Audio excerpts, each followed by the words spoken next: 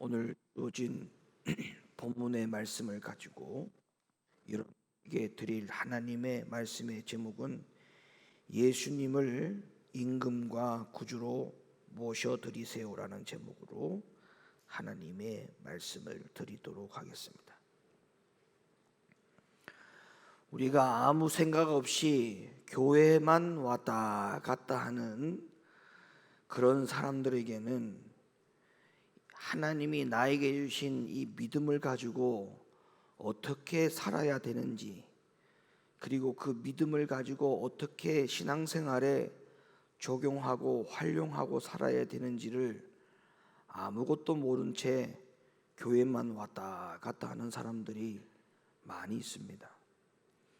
그래서 저는 오늘 여러분들에게 하나님이 여러분에게 주신 그 믿음이라고 하는 영적인 자산이 얼마나 크고 가치가 있는 것인지에 대해서 좀 점검을 해보려고 합니다.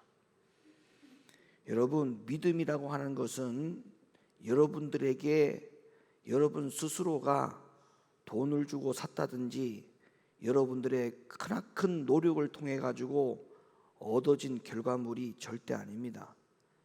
믿음은 하나님이 주신 것인데, 그러면 믿음은 모든 사람에게 다 주는 것이냐? 절대 아니죠. 그 믿음은 모든 사람에게 주지 않는 것입니다. 그리고 그 믿음은 어떤 사람에게 주느냐 하면, 결론적인 이야기부터 하자면 그 믿음이라는 것은 하나님이 사람에게 주실 때 가장 긍휼히 여기는 분들, 하나님이 볼 때에 가장 불쌍히 여기는 사람, 하나님이 볼 때에 저 사람에게는 반드시 내가 믿음을 주어서 하나님의 자녀를 삼아야 되겠다, 하나님의 백성으로 삼아야 되겠다라고 생각되어지는 하나님의 판단 안에 들어있는 사람들에게만 하나님이 주신 것이 믿음입니다. 그러면 믿음을 소유하고 있는 오늘날의 저와 여러분들이 인정할 수밖에 없는 사실 한 가지가 뭔지 아닙니까? 하나님이 지금도 나를 불쌍히 여기고 계시느냐? 하나님이 지금도 나를 하나님의 백성으로 삼고 싶어 하느냐? 이 질문에 대해서 스스로 항상 질문의 답을 가지고 살아야 돼요. 왜냐? 하나님이 믿음을 주실 때 아무나 주는 게 아니고, 하나님이 돈 많은 사람에게 믿음을 주거나 잘난 척하는 사람에게 믿음을 주거나 자기가 뭔가를 할 수 있다고 생각하는 사람에게 믿음을 주는 것이라면 하나님은 이 세상의 모든 그런 사람들에게 믿음이 갔을 것입니다. 그러나 하나님은 그런 사람에게 믿음을 주지 않았어요. 그러면 오늘날에 반대로 생각해야 돼요. 내가 뭔가 하나님 없이 할 수 있다라고 생각하거나, 내가 뭔가 잘났거나, 내가 뭔가 하나님 없이도 스스로 뭔가를 이룰 수 있다라고 생각하는 사람들에게는 하나님이 그 주신 믿음을 빼앗아서 하나님이 필요로 하는 사람들에게 그 믿음을 줄 수도 있다는 가능성이 있는 이야기죠. 자, 어쨌든 간에 하나님이 나에게 믿음을 줬다는 것은 하나님 앞에 우리가 가장 불쌍한 사람, 긍휼히 여김을 받는 사람, 하나님의 자녀 삼고 싶어 하는 사람, 하나님의 백성이 되었으면 좋겠다는 생각하는 사람, 하나님이 그런 사람에게 이 믿음을 주었는데, 이 믿음을 잘 감당하고 이 믿음을 주신 하나님의 뜻에 맞추어서 살아가는 우리 모두가 될 수 있기를 예수님의 이름으로 간곡하게 부탁을 드립니다. 자, 믿음에 대한 능력에 대해서 말씀을 드리자면, 그러면 하나님이 이 믿음을 나에게 주어서 이 믿음을 어떻게 활용을 하라고 우리에게 이 믿음을 주신 것이냐?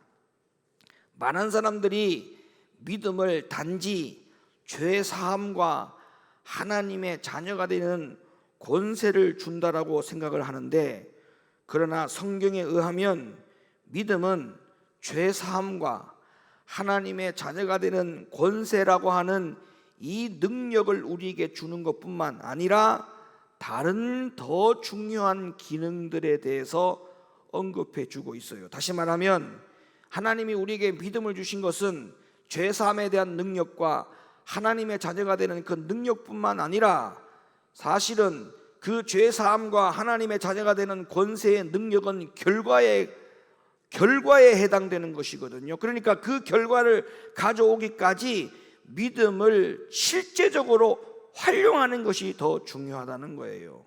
그래서 성경은 이 믿음에 대해서 실제적으로 어떻게 활용해 나가야 되는 것인가에 대한 부분과 범위를 성경은 더 많이 기록하고 있음에도 불구하고 오늘날에 제가 서두에 말씀을 드렸다시피 교회만 왔다 갔다 하는 사람들은 이 믿음을 가지고 그것을 실제적으로 활용하여 결과에 이르는, 다시 말하면 죄사함이라고 하는 결과와 하나님의 자녀가 되는 권세라고 하는 그 결과에 이르지 못하는 그러한 신앙생활을 하고 있다는 것이 너무나 하나님이 그 엄청난 보배로운 믿음을 주신 하나님의 입장에서 생각해 보면 이거는 개탄스러울 일입니다. 통곡할 일입니다.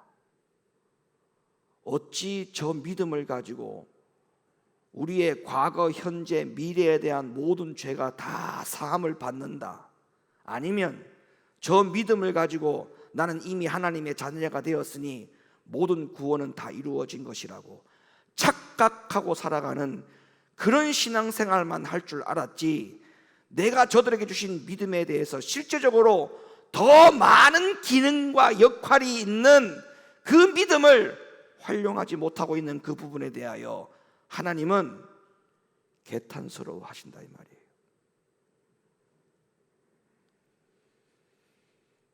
하나님이 주신 이 믿음은 다른 기능들이 있습니다. 다른 기능들, 죄 사함과 하나님의 자녀가 되는 권세라고 하는 그 기능보다도 훨씬 더 중요하고 훨씬 더 실제적으로 지금 당장 실행시켜야 될 그 기능들이 있다 이 말이에요. 오늘 이 말씀을 듣고 여러분들이 실제적으로 하나님으로부터 부여받은 그 믿음을 가지고 실제적으로 즉시 활용해 나가는 그런 믿음의 성도들이 되어 줄 수 있기를 예수님의 이름으로 간절히 부탁을 드립니다. 자, 그러면 하나님이 우리에게 주신 이 믿음에 대한 실제적인 현재 당장 시행을 해야 될 기능들이 뭐가 있는지를 성경을 통해서 말씀을 드릴게요. 첫째, 사도행전 15장 9절 말씀을 읽어주세요. 믿음으로 저희 마음을 깨끗이 하사 저희나 우리나 분간치 아니하셨느니라. 자, 하나님이 여러분이 주신 믿음을 가지고 여러분이 지금 실제적으로 시행해야 될 일이 뭐냐? 마음을 깨끗하게 하사. 믿음으로 마음을 깨끗하게 하사. 여러분 믿음 생활하면서 하나님 주신 믿음을 가지고 여러분 자신에게 마음을 깨끗이 하려고 하는 그 믿음에 대한 싸움을 실제적으로 적용시켜서 하고 있습니까? 이거 생각해 보셔야 될 문제예요. 믿음은 죄사함이란 것과 하나님의 자녀가 되는 권세라고 하는 이 두 가지 큰 기둥만 세워놓고 이 두 가지가 이미 다 이루어졌다, 끝났다라고 생각하면 큰 오산입니다. 결국에는 이 믿음을 가지고 마음을 깨끗하게 하지 못하면 죄사함이 이루어지지 않습니다. 하나님의 자녀가 될 수가 없습니다. 근데 어찌하여 믿음을 가지고 마음을 깨끗하게 하는 이 사도행전 15장 9절의 명령을 무시한 채 교회만 왔다 갔다 하는 믿음 신앙생활을 어떻게 한다라고 생각할 수 있냐 이 말이에요. 그동안에는 성경을 보지 못해서 그렇게 했다라고 한다면 이제는 핑계할 거리가 없어졌어요. 사도행전 15장 9절, 하나님이 우리에게 믿음을 왜 주셨느냐? 믿음을 가지고 실제적으로 시행해야 될 일이 뭐냐? 마음을 깨끗하게 하는 거예요. 마음을. 두 번째 보실까요? 사도행전 26장 18절 읽어주세요. 그 눈을 뜨게 하여 어두움에서 빛으로 사단의 권세에서 하나님께로 돌아가게 하고 제사함과 나를 믿어 거룩히 된 무리 가운데서 기업을 얻게 하리라 하더이다. 자, 두 번째로는 믿음의 시행 역할이 뭐예요? 믿음의 역할이 뭐예요? 믿음의 기능이 뭐예요? 믿음은 사람을 거룩하게 만든다라고 했어요. 믿음은 사람을 거룩하게 만든다. 믿음을 가지고 있으면서 거룩한 생활에 대해서 욕심을 내지 않는 사람들이 어떻게 그 사람이 믿음을 가지고 신앙생활과 교회 생활을 한다라고 말할 수 있습니까? 일주일 내내 세상 가운데 살면서 가지 말아야 될 곳, 보지 말아야 될 것, 듣지 말아야 될 것 다 보고 듣고, 앉지 말아야 될 자리에 앉고, 가지 말아야 될 곳에 가면서 어떻게 그 믿음을 가지고, 그것도 하나님으로부터 받은 믿음을 가지고 그런 장난을 칩니까? 믿음이 여러분들이 만들어진 거예요? 여러분의 능력으로 그 믿음을 가진 거예요? 아니에요. 하나님께로부터 받은 거예요. 그 믿음 가지고 장난치지 마요. 그 믿음을 업신여기지 마세요. 하나님 가지고 장난치면 안 돼요. 예? 일주일 내내 거룩한 생활에 대해서 힘쓰고 노력하지 않는 그런 생활을 가지고 하나님으로부터 받은 믿음을 가지고 내가 지금 믿음이 있노라, 죄사함을 받았노라, 하나님의 자녀가 되었노라 말할 수 있겠느냐 이 말이에요.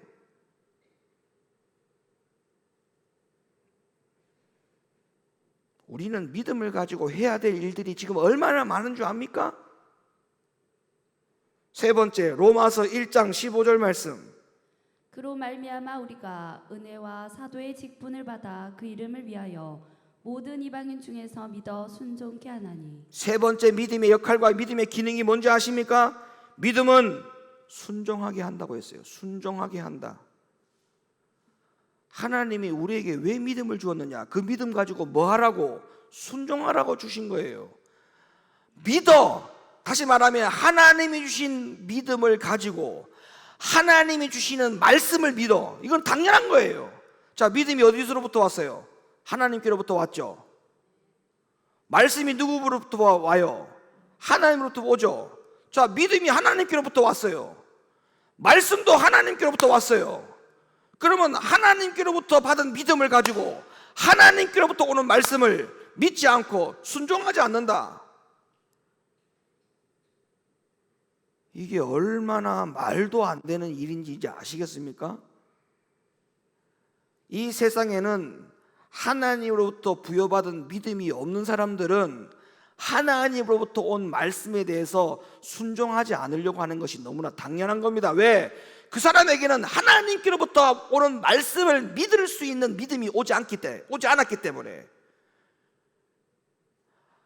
하나님으로부터 오는 말씀을 믿을 수 있는 믿음을 하나님이 부여해 준 적이 없기 때문에, 세상 사람들은 하나님의 말씀을 받을 수 있는 그릇이 없기 때문에, 생명이 없기 때문에 당연히 하나님께로부터 오는 말씀에 대해서 불순종하는 것이 너무나 당연한 거예요.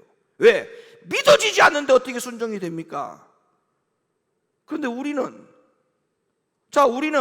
오늘 여기 앉아있는 여러분들, 하나님의 말씀이 안 믿어집니까? 그래서 순종 안 하는 거예요? 아무리 성경 말씀을 펴놓고 성경이 이렇다, 하나님이 이렇다라고 얘기해도 요지부동 끄떡도 하지 않아요. 왜 그런 겁니까 도대체? 이유가 뭡니까? 믿어지지 않는 겁니까? 그러면 그 믿음이 하나님께로부터 온 믿음이 아니겠네요. 자기의 믿음이라는 결론이네요. 그 믿음 다 팔아먹었어요? 누구에게 거래했어요? 지금 이렇게 말이 안 되는 신앙생활을 하고 있어요, 오늘날 성도들이. 이미 하나님으로부터 믿음을 부여받았어요. 그리고 난 다음에 하나님이 말씀하셨어요. 그 하나님의 말씀도 하나님으로부터 온 거예요. 그러면 이미 그 말씀을 받기 전에 하나님께로부터 온 믿음이 있잖아요. 그런데 그 다음에 하나님께로부터 오는 말씀이 왜 안 믿어지고 왜 순종이 안 되는 겁니까? 이런 상황에서 어떻게 주의 종이 그걸 가만히 보고 그냥 가만히 내버려 둘 수 있습니까? 어떻게 함구할 수 있습니까? 어떻게 입을 닫고 있어요? 왜요? 눈치 봐요, 목회자들이.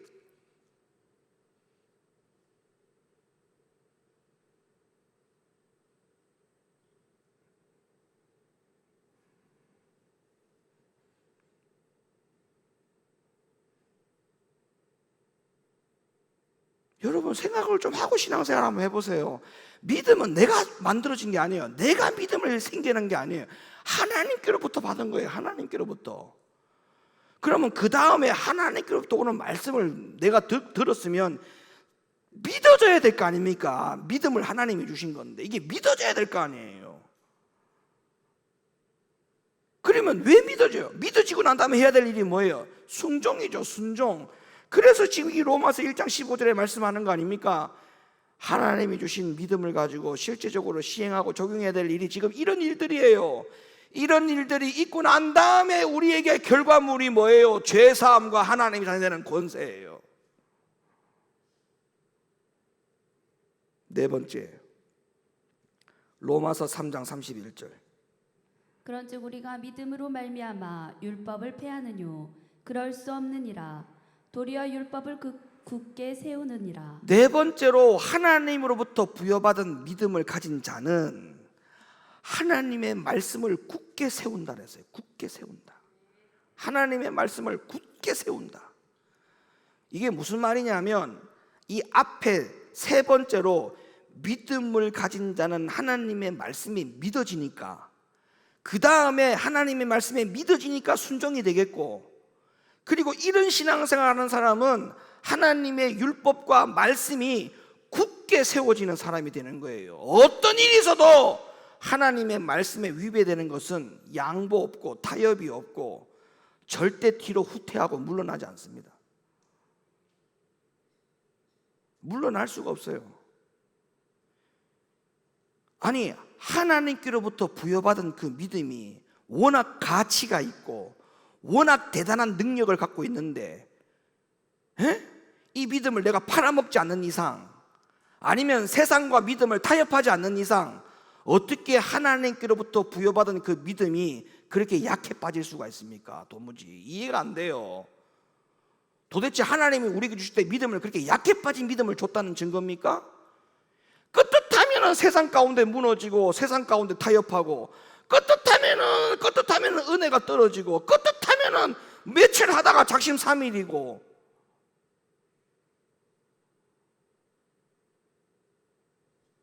말씀이 굳게 세워지질 않아요. 굳게.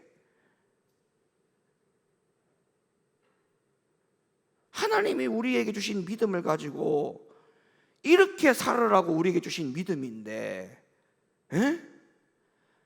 우리의 모든 실제 생활에 믿음을 적용하는 것을 보면 아까 제가 제일 서두에 말씀드린 것과 같이 죄사함과 하나님의 자녀되는 권세라고 하는 이 두 가지 기둥만 세워놓고 아무런 벽면도 없고 지붕도 없고 뼈대만 앙생하게 세워놓고 그냥 그것이 모든 것이 다 구원의 집이 완성되어진 것처럼 착각하고 굉장한 우월감을 가지고 신앙생활하는 사람들이 너무나 기가 막힐 노릇이죠. 이거 기가 막힐 노릇입니다. 여러분 어디 한번 아무리 좋은데 한번 가보세요. 아무리 좋은데도 여러분 뼈대만 세워놓은 건물이 아무리 그 높이 세워놔도 그 건물은 보기 모양이 없는 거예요. 그거 소용이 없는 겁니다. 뼈대만 세워놓는 곳에다가 이사 들어가서 살아라 가면 여러분들 들어가 살겠습니까? 이삿짐을 그다 옮기겠어요? 절대 못 옮기죠. 똑같은 겁니다. 믿음이 좀 알차야 될 거 아니에요. 믿음이 알차야 돼. 이 믿음이 속이 꽉 차야 되는데 뼈대만 세우는 것 같아. 죄사함, 하나님 자녀되는 권세, 아싸리야, 끝났다, 이제 구원받았다.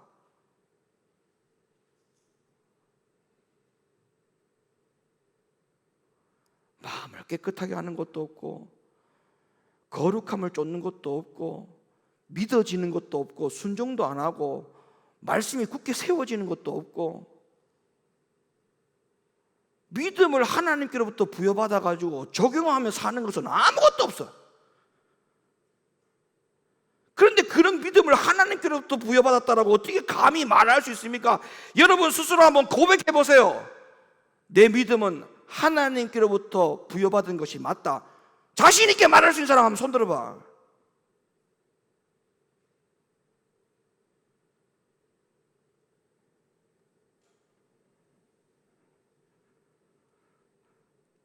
천국 못 가면 아무 소용없어요. 성전 건축 이렇게 잘해놓고 구원 못 받으면 아무 소용없는 겁니다. 그냥 높은 듯 교회는 성전 건축한 교회로 끝나는 거예요. 그냥 성전 건축한 교회로. 저는 죽었다 깨어나도 그런 목회 못합니다.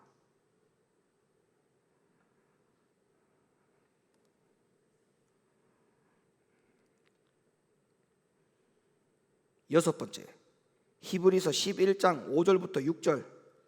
믿음으로 에녹은 죽음을 보지 않고 옮기웠으니 하나님이 저를 옮기심으로 다시 보이지 아니하니라. 저는 옮기우기 전에 하나님을 기쁘시게 하는 자라는 증거를 받았느니라. 믿음이 없이는 기쁘시게 못하나니 하나님께 나아가는 자는 반드시 그가 계신 것과 또한 그가 자기를 찾는 자들에게 상 주시는 이심을 믿어야 할지니라. 여기에 또 다른 믿음에 대한 주요 기능에 대해서 이야기하고 있습니다. 자, 여기에 믿음에 대한 주요 기능이 뭡니까? 그 하나님으로부터 부여받은 믿음을 가지고 할 수 있는 기능이 뭐냐? 하나님을 기쁘게 해드리는 삶을 산다. 하나님을 기쁘게 해드리는 삶이 가능해진다. 지금 그걸 증명해 주고 있어요. 예? 여러분, 하나님께로부터 받은 믿음을 가지고 사람을 기쁘게, 하나님을 기쁘게 하는 것이 너무나 당연한 거예요. 아멘입니까? 하나님으로부터 부여받은 믿음을 가지고 목사님 근심시키라고 그 믿음 준 겁니까? 예? 하나님으로부터 부여받은 믿음을 가지고 하나님을 근심시키라고 그 믿음을 부여해 준 겁니까? 근데 왜 목사님 근심시키고 왜 하나님 근심을 시킵니까? 그거 하나님으로부터 부여받은 믿음이 맞아요. 하나님으로부터 부여받은 믿음이 아닌데 본인이 억지로 지금 교회에 나오는 거 아니에요 혹시? 아니면 모태신앙이다 보니까 그냥 믿음이 생겼는갑다 해서 그냥 교회 나오는 거예요 지금? 지금이라도 이성적으로 판단해 볼 때에 야 이거는 믿음 신앙생활하는 게 지금 정상적인 것이 아닌데 혹여나 안 하면 하나님 앞에 두들겨 맞을까 봐 겁이 나와서 지금 하는 겁니까? 아니 어떻게 된 일인지 하나님으로부터 부여받은 믿음을 가지고 하나님이 그 믿음을 줄 때는 하나님을 기쁘게 해드리라고 주신 것인데 하나님을 오히려 근심을 시키고 목사님을 근심을 시키니 그 믿음이 어찌하여 하나님께로부터 부여받은 믿음이라고 어떻게 말할 수가 있겠습니까?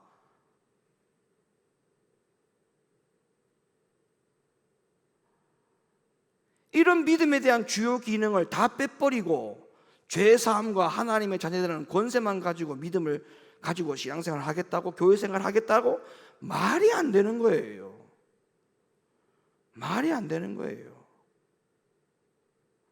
여러분 말이야 바른 말이지 만약에 이 두 가지 기능 때문에 믿음을 준 거라면요 죽기 전에 주셔도 돼.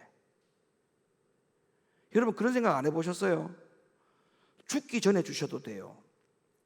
죄사함과 하나님 자녀되는 권세의 기능만 가지고 믿음을 주시는 거라면 우리가 숨이 거두기 직전에 한 달 전에 최소 1년 전에만 그 믿음을 부여해 줘도 우리는 이 두 가지 기능을 이룰 수 있습니다.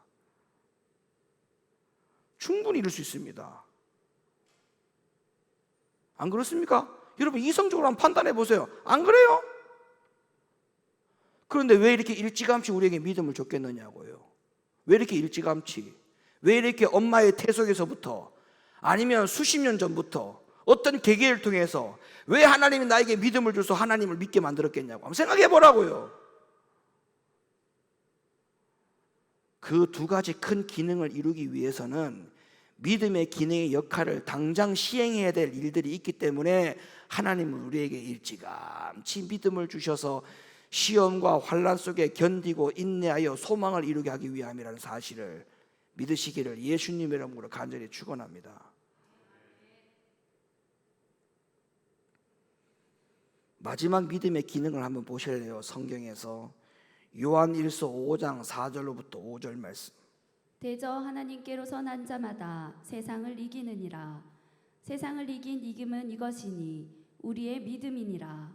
예수께서 하나님의 아들이심을 믿는 자가 아니면 세상을 이기는 자가 누구뇨?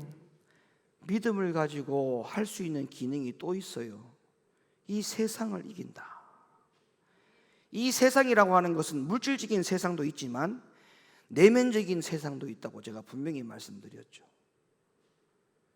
이 바깥 세상 나가서 이기는 것도 당연한 거예요. 그러나 주님께서 말씀하시는 이 세상은 근본적으로 우리 마음속이 세상이에요. 마음속이. 여기서 세상을 이긴다는 것은 우리 자신을 이긴다는 것과 같은 거예요. 여러분, 영적 싸움에서요, 여러분 마귀와의 싸움에서 이기면 영적 싸움에서 최후의 승리자라고 생각할 수 있겠지만 아니요. 영적 전쟁에서 나와의 싸움에서 이기면 다 이긴 겁니다. 왜? 우리는 해봐서 알아요. 이미 영적 전쟁을 해봐서 압니다. 그 많은 경험을 토대로서 여러분 판단해 보세요. 사실 마귀와의 싸움이었습니까? 아니에요. 내 자신과의 싸움을 하나님이 요구하셨어요. 영적 전쟁이라고 하는 것은 내 자신과의 싸움에서 이기면 모든 전쟁에서 이긴 겁니다. 그렇기 때문에 여기서 말하는 세상이라고 하는 것은 교회 밖 세상, 예수 안 믿는 이방인들과의 싸움, 그걸 말하는 게 아니에요. 나 자신과의 싸움이에요. 나 자신과의 싸움. 자, 보세요. 이렇게 오늘 성경을 통해서 여러분에게 분명히 확인시켜 드렸어요. 믿음은 가지고 믿음을 어떤 역할과 어떤 주요 기능이 있느냐. 믿음은 마음을 깨끗이 해야 되고, 믿음을 가지고 나를 거룩하게 해야 되고, 믿음을 가지고 하나님께 순종해야 되고, 믿음을 가지고 하나님 말씀을 굳게 세워야 되고, 믿음을 가지고 목사님을 기쁘게 하고 하나님을 기쁘게 하고 사람을 기쁘게 하는 것이라 했어요. 그리고 믿음을 가지고 세상을 이긴다고 했어요. 이 주요 기능이 빠져있는 믿음은 하나님께로부터 받은 믿음이 아니에요. 자기 믿음으로 사는 사람이에요. 자기 믿음.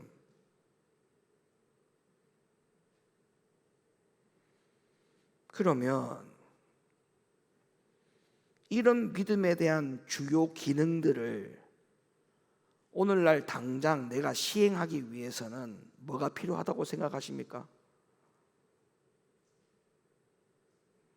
마음을 깨끗하게 하고, 믿음을 가지고 나를 거룩하게 하고, 믿음을 가지고 하나님 말씀을 굳게 세우고 순종하고 하나님을 기쁘게 해드리고 세상을 이길 수 있는 이런 주요 기능들을 어떻게 해야만 가능하다고 생각하시냐, 이 말이에요. 저는 여기에 답을 한 가지로밖에 답을 드릴 수가 없습니다. 한 가지로밖에. 자, 하나님이 우리에게 믿음을 줄 때에 그 믿음 안에 뭘 담아서 줍니까? 열정? 한번 여러분 생각해 보세요. 하나님이 우리에게 믿음을 줄 때 그 믿음 안에다가 뭐를 담아서 우리의 마음속에 믿음을 내려놓았습니까? 내려줬습니까? 우리 마음에 열정? 은사, 달란트, 능력? 그거를 담아가지고 우리 마음속에 내려보냈을까요?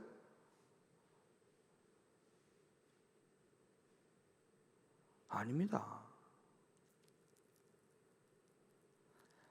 저나 여러분들이나 하나님께 우리에게 제일 처음에 믿음을 줄 때에 뭐를 담아서 내려보냈느냐 하면 예수님이에요. 예수님이라고요. 여러분, 제일 처음에 신앙생활 할 때 우리 아이들이 태어나서 처음에 기다가 그리고 처음에 그 다음에 걷다가 이런 것을 하면서 아이들이 처음에 첫 발을 딛잖아요. 그리고 아이들이 제일 처음에 뭘 합니까? 처음에 말을 하잖아요. 말을. 처음에는 말을 못하다가 말을 하게 되는 계기가 있잖아요. 엄마라는 단어를 처음에 쓸 때 아빠라는 단어를 처음에 쓰지 않습니까? 그래요, 안 그래요?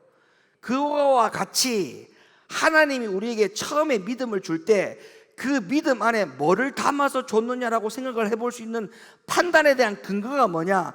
여러분이 처음에 그 믿음을 가지고 하나님 앞에 나와서 교회에 나와서 뭐 했느냐를 가만히 생각해 보세요.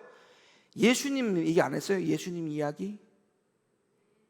그리고 예수님 이야기에 관심이 갖지 않았어요? 그 당시에? 그리고 예수님에 대한 사건과 예수님에 대한 생애에 대한 이야기를 들을 때마다 눈물이 나지 않았어요? 그리고 결론적으로 뭐예요? 그 예수님이 우리의 구원자라는 사실, 그리고 예수님이 우리 위해서 흘려주신 피, 보혈의 능력, 십자가의 고난 당하신 그런 모든 모습들을 우리가 상상해 볼 때에 가슴이 뜨거워지지 않았나요? 그러니까 그 믿음의 제일 처음에 우리에게 주실 때에 하나님이 뭐를 담아서 우리에게 줬느냐? 예수님을 담아서 우리에게 마음속에 내려보냈다는 사실은 누구도 부인할 수 없는 사실입니다. 그러면 그 믿음을 우리에게 줄 때 예수님을 담아서 우리 마음에 내려보냈잖아요. 그러면 그 믿음의 근본이 뭐냐? 예수님이에요. 예수님. 그러면 이 믿음 생활 가운데 마음을 깨끗이 하고 거룩하고 하나님의 말씀을 굳게 세우고 기타 등등 이런 주요 기능에 믿음에 무슨 문제가 생기기 때문에 그 기능을 제대로 활용하지 못하느냐면 예수님이 없다는 거예요. 예수님.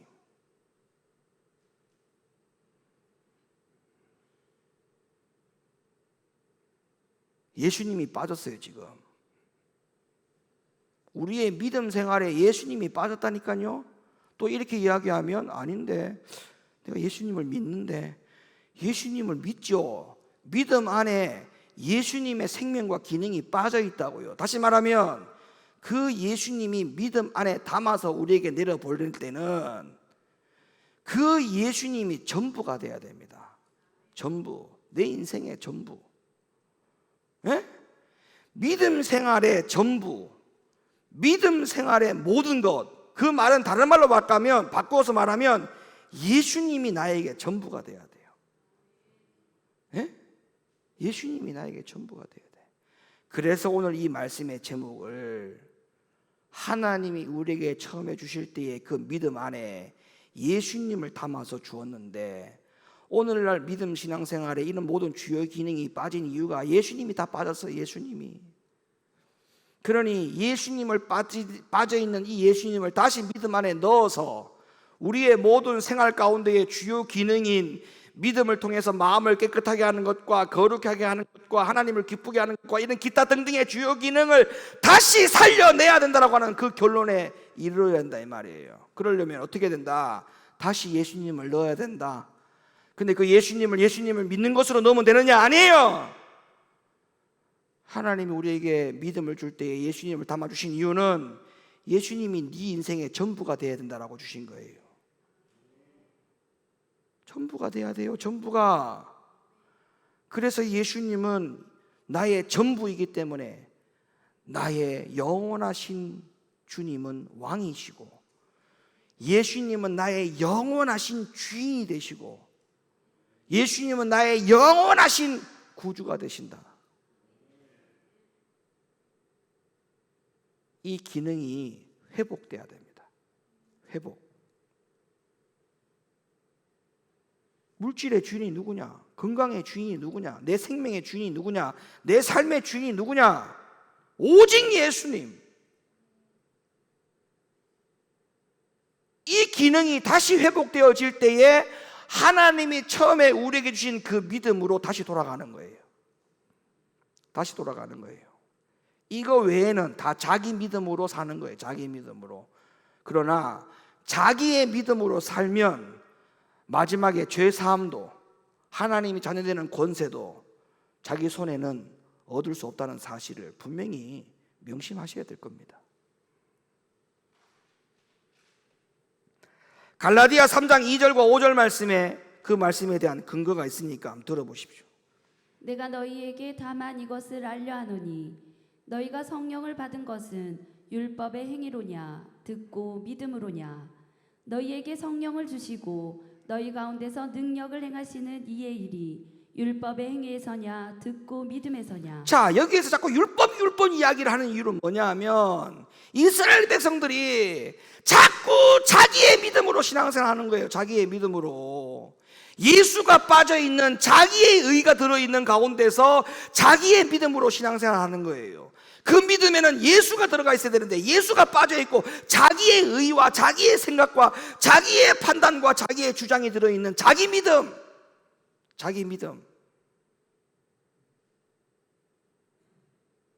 그러니까 지금 바울이 이야기하지 않습니까? 그런 자기의 믿음을 가지고는 성령이 임하지 않는다. 자기 믿음을 가지고는 그곳에 성령이 임하지 않는다. 그러니까 성령이 빠지니까 기도 생활도 안 하죠. 예배 생활도 그냥 의무사항으로 하죠. 그냥 교회에 출석하는 정도의 수준. 에?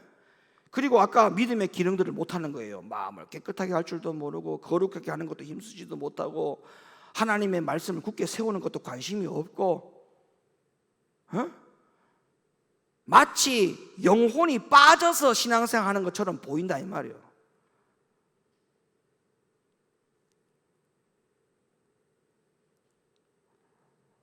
예수가 빠져서 그냥 자기의 의만 들어가 있어요. 그 믿음에 자기의 의만. 그러니까 문제가 뭐예요? 그런 자기의 믿음을 가지고는 성령을 받지 못한다는 게 이게 가장 큰 문제라는 거예요. 가장 큰 문제라는 거예요. 여러분, 성령을 받지 못하고 살아가는 인생이 가장 불쌍한 인생입니다. 에? 성령의 지배를 받지 않고 성령의 이끌림을 당하지 못하는 인생이 여러분 이 세상에서 가장 불쌍한 인생입니다. 다른 게 불쌍한 게 아니고. 밖에서 직장생활에 열심히 땀 흘리고 수고하고 그냥 기름 범벅이 돼가지고 땀 범벅이 돼가지고 교회 안에 들어오는 모습이 불쌍한 게 아니고 육신을 위해서는 그렇게 사는데 영혼이 메말라가지고 성령이 임하지 못한 상황에서 성령의 음성을 듣지 못하고 성령의 이끌림을 받지 못하고 살아가는 그 모습이 더 불쌍한 거예요. 더 불쌍해.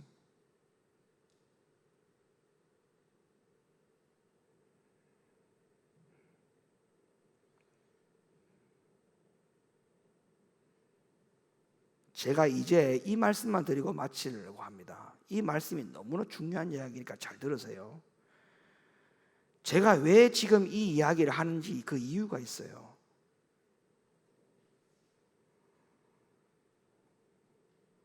갈라디아 3장 13절 14절 먼저 읽어주세요. 그리스도께서 우리를 위하여 저주를 받은 바 되사 율법의 저주에서 우리를 속량하셨으니 기록된 바 나무에 달린 자마다 저주 아래 있는 자라 하였음이라. 이는 그리스도 예수 안에서 아브라함의 복이 이방인에게 미치게 하고 또 우리로 하여금 믿음으로 말미암아 성령의 약속을 받게 하려 함이니라. 자, 여기에 보면 예수님이 십자가를 지신 목적에 대해서 분명히 설명해 주고 있어요. 예수님이 십자가를 지신 목적이 뭐냐? 여기 보니까 그리스도 예수 안에서 아브라함의 복이 이방인에게 미치게 하고 또 우리로 하여금 믿음으로 말미암아 성령의 약속을 받게 하려 함이라. 두 가지 기능이 나왔어요. 두 가지 역할. 예수님이 십자가에 달리신 이유로 말미암아 가지고 우리에게 두 가지 주신 거예요. 두 가지. 첫째, 아브라함에게 약속하신 복을 우리가 받게 하기 위함이고, 두 번째로는 성령을 받게 하기 위함이라는 거예요. 에? 자, 그러면 하나님이 우리에게 제일 처음에 믿음을 줄 때 그 믿음 안에 뭐를 담아서 우리에게 내려보냈다고요? 예수님. 그리고 결과는 뭐예요? 이제 우리가 그 믿음으로 다시 회복되어서 사는 길은 다른 게 아니라 그 예수가 다시 우리 믿음 안에 들어와야 된다. 여기까지 제가 말씀을 드렸죠. 그러면 예수가 내 안에 들어왔다라고 하는 것은 어떤 증명으로 우리가 내 안에 예수가 다시 들어와 있다라고 하는 것을 가감하게 이야기할 수가 있느냐 하면 바로 갈라디아 3장 13절과 14절 말씀의 기본으로 해서 이 갈라디아 말씀에 반드시 내가 움직여지는 사람이 예수가 내 안에 믿음 안에 다시 들어오는 사람이다라고 말할 수 있는 거예요. 그러면 우리는 아브라함의 복을 받아야 되고, 두 번째, 성령을 받아야 돼요. 아브라함의 복을 받는 사람과 성령을 받는 사람만이 내 안에 십자가에 달려 돌아가신 그 예수가 내 믿음 안에 다시 들어오는 격이 되는 거예요. 이해하시겠어요?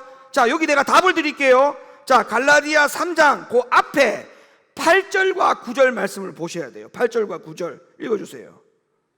또 하나님이 이방을 믿음으로 말미암아 의로 정하실 것을 성경이 미리 알고 먼저 아브라함에게 복음을 전하되 모든 이방이 너를 인하여 복을 받으리라 하였으니 그러므로 믿음으로 말미암은 자는 믿음이 있는 아브라함과 함께 복을 받느니라. 자, 그러면 아브라함의 복이 뭐냐? 우리가 십자가에 예수님이 돌아가신 이유가 첫 번째는 아브라함의 복을 우리에게 주기 위함이고, 두 번째는 성령 받게 하기 위함이라 했잖아요.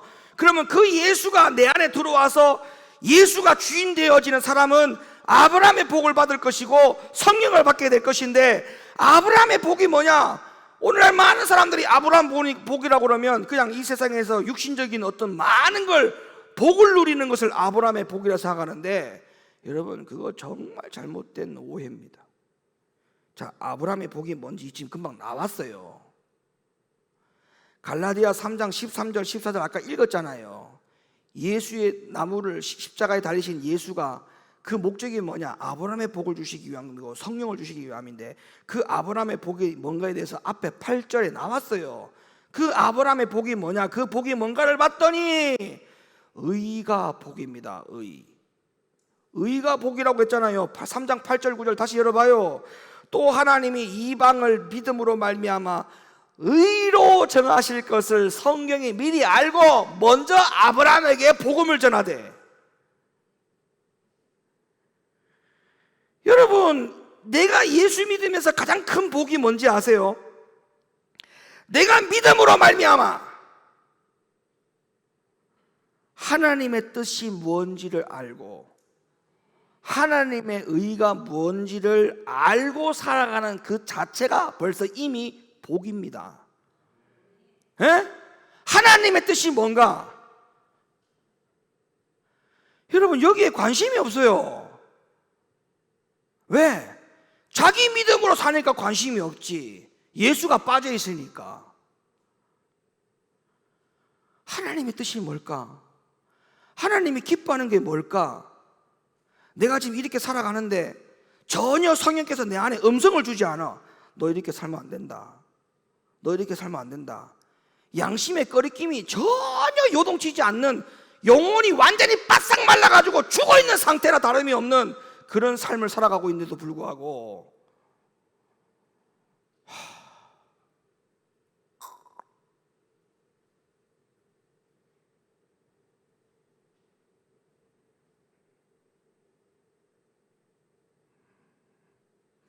여러분, 성령은요 다 같은 한 성령입니다. 한 성령. 이해가 되십니까?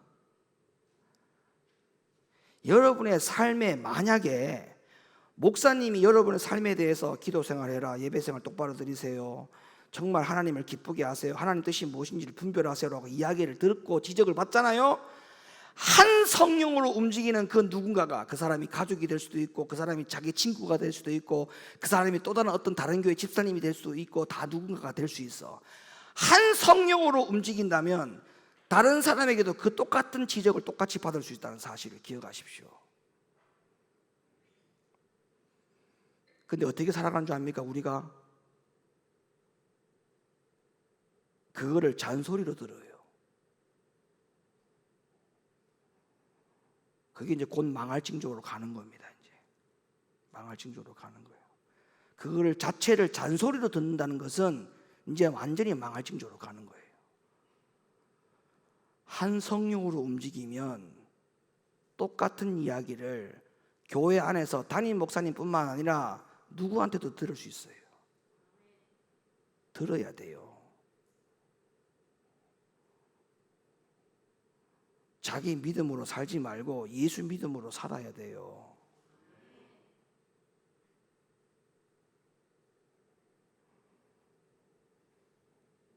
그 예수가 안에 들어오면, 믿음 안에 들어오면 아브라함의 복을 받아요. 아브라함의 복을 가진 자만이 그 믿음에 내가 다시 예수를 초청한 것이라고 감히 말할 수가 있어요. 아브라함의 복이 뭐예요? 이 세상에서 누리는 거, 내가 하는 것마다 다 잘 되는 거, 그게 아브라함 복이 아니에요. 아브라함의 복은 하나님의 의의를 드러내는 거라 했어요. 하나님의 뜻이 뭔지, 하나님이 기뻐하는 게 뭔지, 이걸 하면 성령께서 근심시키는 건지 그거를 구별을 못해요? 그러면 그 안에 예수가 없는 거예요. 아직까지도 자기 믿음으로 사는 거예요.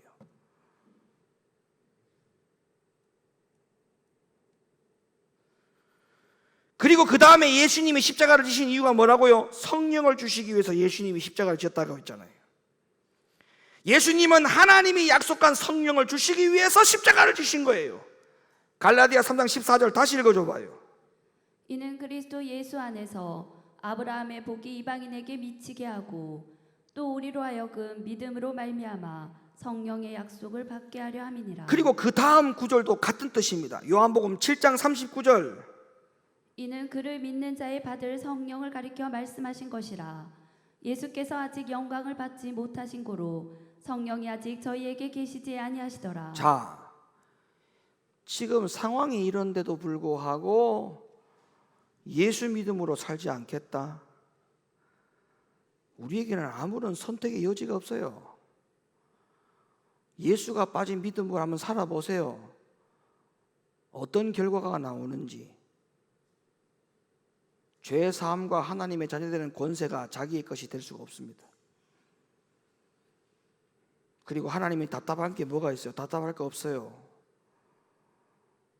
하나님으로부터 주신 믿음을 가지고 하나님이 내려주신 말씀을 믿어지지 않는다? 그 믿음 뺏어와서 살릴 영혼에게 갖다 줘요. 믿음을. 그게 바로 달란트의 비유예요. 달란트의 비유. 한 달란트 받은 자가 하나님은 없는 것에도 있게 하시는 하나님인 줄로 내가 믿고 알아서 이 한 달란트를 그대로 땅에 묻어뒀다. 그랬더니 하나님이 하시는 말씀이 뭐랍니까? 이 악하고 게으른 종아, 그래 네가 하나님이 그런 줄 네가 알고 있었느냐?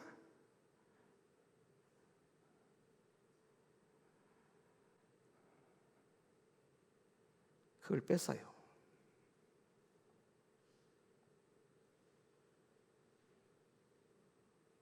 뺐어요.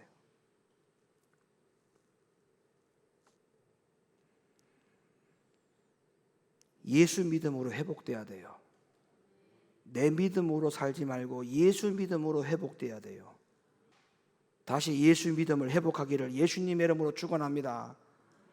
할렐루야. 기도하겠습니다. 시간 말씀 붙들고 기도할 때